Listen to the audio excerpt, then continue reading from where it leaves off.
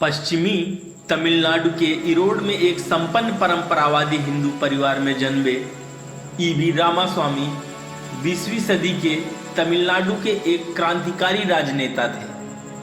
पेरियार के नाम से विख्यात ईवी रामास्वामी का तमिलनाडु के सामाजिक और राजनैतिक परिदृश्यों पर आज भी इतना गहरा असर है कि कम्युनिस्ट से लेकर दलित आंदोलन, विचारधारा, तमिल राष्ट्रभक्त से तर्कवादियों और नारीवाद की ओर झुकाव वाले सभी उनका सम्मान करते हैं, उनका हवाला देते हैं और उन्हें मार्गदर्शक के रूप में देखते हैं। पेरियार ने अपनी पूरी जिंदगी हिंदू धर्म और ब्राह्मणवाद का जमकर विरोध किया। उन्होंने तर्कवाद, आत्मसम्मान और महिला अधिकार जैसे मुद्दों पर जोर दिया। जाति प्रथा का घोर विरोध किया। यूनेस्को ने अपने उदाहरण में उन्हें नए युग का पैगंबर, दक्षिण पूर्व एशिया का सुकरात, समाज सुधार आंदोलन का पिता, अज्ञानता, अंधविश्वास और बेकार के रीति रिवाज का दुश्मन कहा। आइए पेरियार के क्रांतिकारी विचारों को जानते हैं। पहला, नास्तिकता मनुष्य के लिए कोई सरल स्थिति नहीं है। ईश्वर की सत्ता स्वीकार करने के लिए किसी बुद्धिमत्ता की आवश्यकता नहीं पड़ती, लेकिन नास्तिकता के लिए बड़े साहस और दृढ़ विश्वास की जरूरत पड़ती है। यह स्थिति उन्हीं लोगों के लिए संभव है जिनके पास तर्क और बुद्धि की शक्ति हो। दूसरा, आप धार्मिक व्यक्ति से किसी भी तर्कसंगत विचार की उम्मीद नहीं कर सकते। वह पानी में लंबे समय से पत्थर मार रहा है। तीसरा, मैंने सब कुछ किया। मैंने सभी देवी देवताओं की मूर्तियां तोड़ डाली, सभी की तस्वीरों को जला दिया। मेरे ये सब करने के बाद भी मेरी सभाओं में मेरे भाषण सुनने के लिए यदि हजारों की संख्या में लोग आते हैं तो इसका मतलब है कि जनता जागृत हो रही है, उसे स्वाभिमान और बुद्धि का अनुभव हो रहा है। चौथा, शास्त्र, पुराण और उनमें दर्ज देवी देवताओं में मेरी कोई आस्था नहीं है, क्योंकि वे सारे के सारे दोषी हैं। मैं जनता से उन्हें जलाने और नष्ट करने की अपील करता हूँ। पांचवा, ब्राह्मण हमें अंधविश्वास में निष्ठा रखने के लिए तैयार करता है, जबकि वो खुद आरामदायक जीवन जी रहा है और अछूत कहकर तुम्हारी निंदा करता है। मैं आपको सावधान करता हूं कि उनका विश्वास मत करो। छठवां, सभी मनुष्य समान रूप से पैदा हुए हैं, तो अकेले ब्राह्मण उच्च व अन्य को नीच कैसे ठहराया जा सकता है। सातवां, आप अपनी मेहनत की गाढ़ी कमाई क्यों इन मंदिरों में लुटाते हो? क्या कभी ब्राह्मणों ने इन मंदिरों, तालाबों या अन्य परोपकारी संस्थाओं के लिए 1 रुपया भी दान किया? आठवां, ना कोई देवी है ना कोई देवता है। जिसने इनका आविष्कार किया वह धूर्त है। वह जो भगवान का प्रचार करता है एक बदमाश है। वह जो भगवान की पूजा करता है वह एक मूर्ख है। नौवां, अगर देवता ही हमें निम्न जाति बनाने का मूल कारण है तो ऐसे देवता को नष्ट कर दो। अगर धर्म है तो इसे मत मानो। अगर मनुस्मृति, गीता या अन्य कोई पुराण आदि है तो उन्हें जलाकर राख कर दो। अगर ये मंदिर या त्योहार है तो इनका बहिष्कार कर दो। यदि हमारी राजनीति ऐसा करती है तो उसका खुले रूप में पर्दाफाश करो। 10वां, द्रविड़ कड़गम आंदोलन का लक्ष्य है इस आर्य ब्राह्मणवादी और वर्ण व्यवस्था का अंत कर देना, जिसके कारण समाज ऊंच और नीच जातियों में बांटा गया है। यह आंदोलन उन सभी शास्त्रों, पुराणों और देवी देवताओं में आस्था नहीं रखता जो वर्ण तथा जाति व्यवस्था को जैसे का तैसे बनाए रखना चाहते हैं। 11वां, ब्राह्मणों ने हमें शास्त्रों और पुराणों की सहायता से गुलाम बनाया है। ब्राह्मणों ने अपनी स्थिति मजबूत करने के लिए मंदिर, ईश्वर और देवी देवताओं की रचना की। 12वां, हमारा देश तभी आजाद समझा जाएगा जब ग्रामीण लोग देवी देवता, धर्म अधर्म, जाति और अंधविश्वास से छुटकारा पा जाएंगे। 13वां, विदेशी लोग दूसरे ग्रहों पर अंतरिक्ष यान भेज रहे हैं, जबकि हम श्राद्धों में ब्राह्मणों के द्वारा परलोक में बसे अपने पूर्वजों को चावल और खीर भेज रहे हैं। क्या यह बुद्धिमानी है? 14वां, ब्राह्मण देवी देवताओं को देखो, एक देवता हाथ में भाला त्रिशूल उठाकर खड़ा है तो दूसरा धनुष बाण।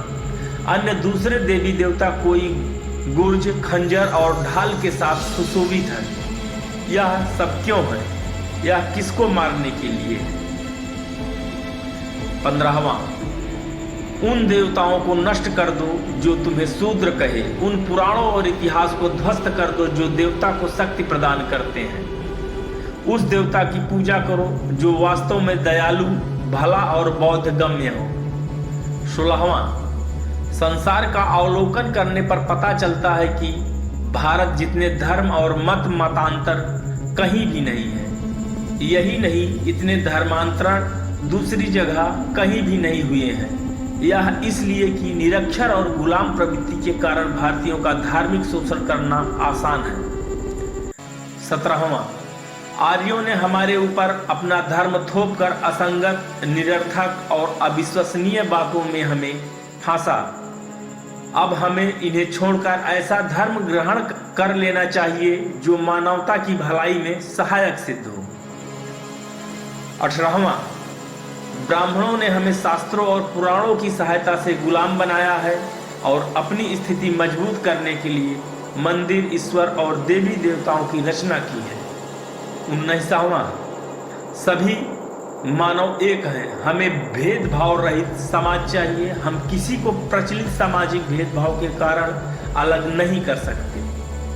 20वां, समय बदल रहा है, ब्राह्मणों को नीचे आना होगा, तभी वे आदर से रह पाएंगे, नहीं तो एक दिन उन्हें बलपूर्वक और देशाचार के अनुसार ठीक होना होगा। पेरियार के कार्यों से ही तमिल समाज में बहुत परिवर्तन आया और जातिगत भेदभाव भी बहुत हद तक कम हुआ। पेरियार कहते थे, दुनिया के सभी संगठित धर्मों से मुझे सख्त नफरत है। आज़ादी से पहले और इसके बाद के तमिलनाडु में पेरियार का गहरा असर रहा है और राज्य के लोग उनका कहीं अधिक सम्मान करते हैं। तर्कवादी, नास्तिक और वंचितों के समर्थक होने के कारण इनकी सामाजिक और राजनीतिक जिंदगी में कई उतार चढ़ाव आए। 1919 में इन्होंने अपने राजनीतिक सफर की शुरुआत कट्टर गांधीवादी और कांग्रेसी के रूप में की।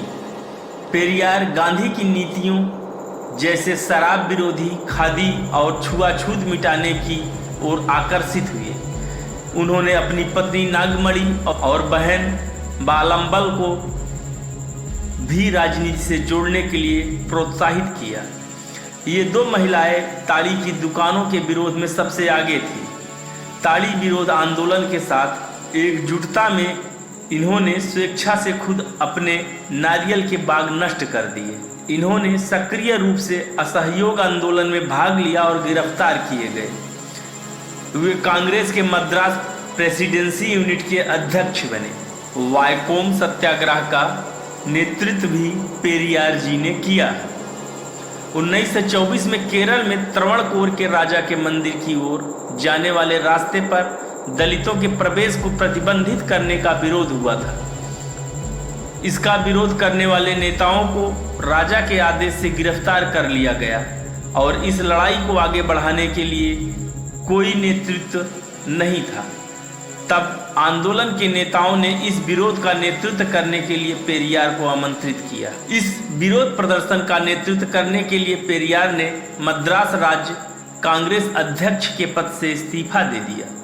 वो गांधी के आदेश का उल्लंघन करते हुए केरल चले गए। त्रवणकोर पहुंचने पर उनका राजकीय स्वागत हुआ क्योंकि पेरियार राजा के दोस्त थे, लेकिन उन्होंने इस स्वागत को स्वीकार करने से मना कर दिया क्योंकि वे वहां राजा का विरोध करने पहुंचे थे। इन्होंने राजा की इच्छा के खिलाफ विरोध प्रदर्शन में भाग लिया। अंततः गिरफ्तार किए गए और महीनों के लिए जेल में बंद कर दिए गए। केरल के नेताओं के साथ भेदभाव के खिलाफ उनकी पत्नी नागमणि ने भी महिला विरोध प्रदर्शन का आयोजन किया।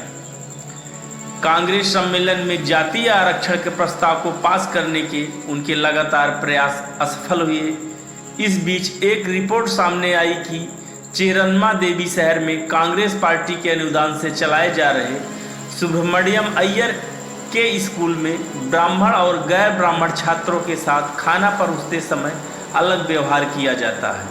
पेरियार ने ब्राह्मण अय्यर से और सभी छात्रों से एक समान व्यवहार करने का आग्रह किया, लेकिन ना तो वो अय्यर को इसके लिए राजी कर सके और ना ही कांग्रेस के अनुदान को रोक पाने में कामयाब हुए। इसलिए उन्होंने कांग्रेस छोड़ने का फैसला किया और पेरियार ने कांग्रेस पार्टी छोड़ दी।